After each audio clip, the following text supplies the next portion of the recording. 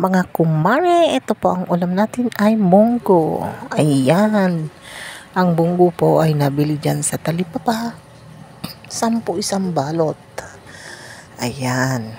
So, dalawa na lang ang binili ko para maramihan ba. Ayan, napakuluan na. Ayan, nadurog na ang munggo. Ayan, kita nyo naman, napaka-creamy ng yung munggo. Ready for gisa-gisa na yan. O, ayan yung sahog.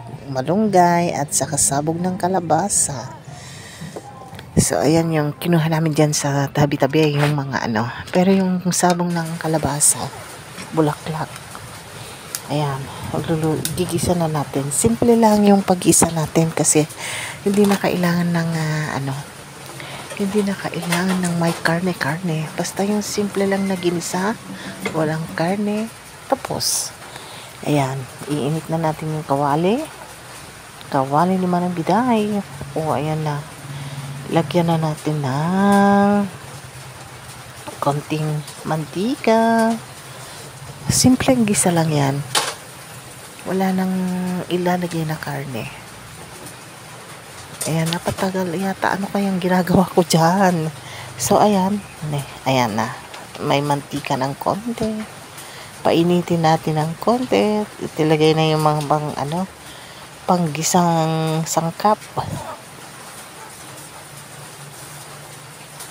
Okay, una natin ilalagay yung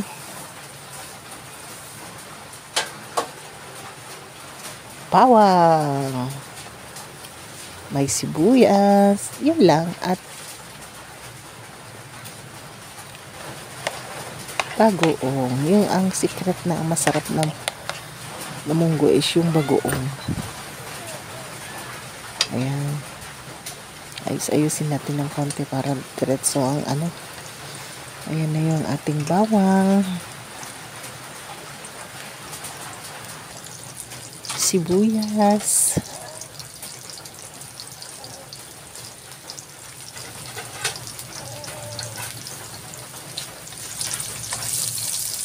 Konting gisa-gisa lang para masarap yung lasa at ang amoy ng bawang at sibuyas.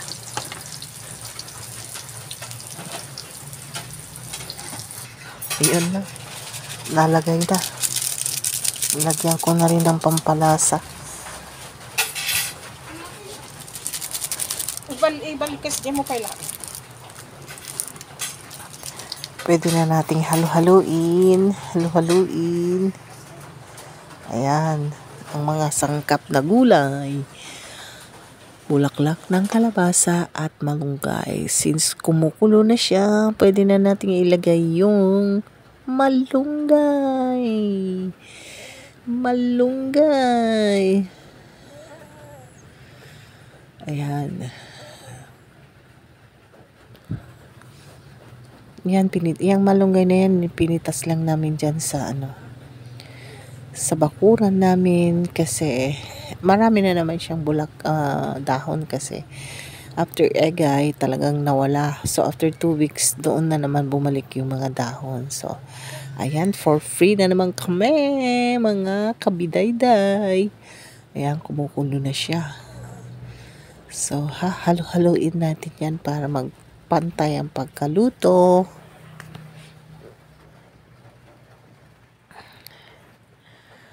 Sarap na ng pagkaluto niya, pagkakulo-kulo.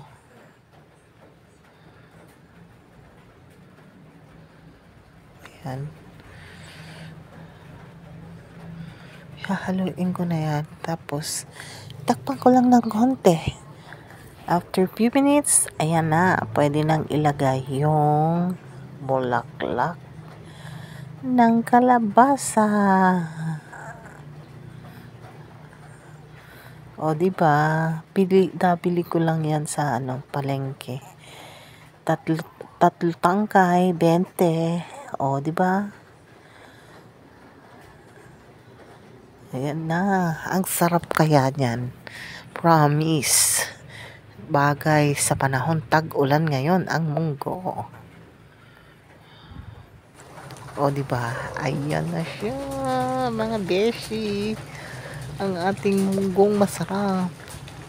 Masarap na munggo talaga yan. O, diba? O, sarap yan. Bye-bye.